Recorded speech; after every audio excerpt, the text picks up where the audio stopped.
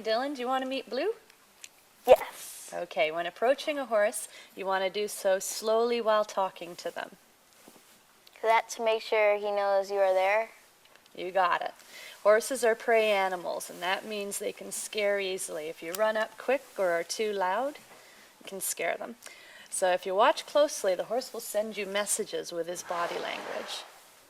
So, do you think you should approach a horse that has his ears pinned or shows their teeth? Don't think so. That horse looks angry. That horse is telling you he's not happy and may be protecting his space or food. So watch out for that one. If the horse has his ears forward or to the side, then you're safe to approach that.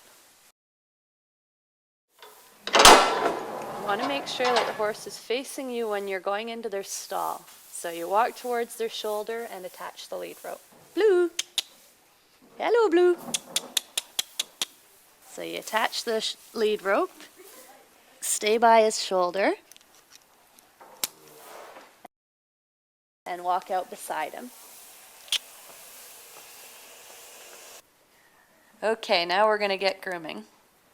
Oh, hang on. You have to stay where he can see you. Do you know why that was a danger zone? Sorry, I forgot. The horse can't see me if I'm behind him. Right, and where else? Directly in front. That's right. So we want to be very careful that we don't go underneath here. You can get splatted by a front leg as well. Okay, let's get grooming.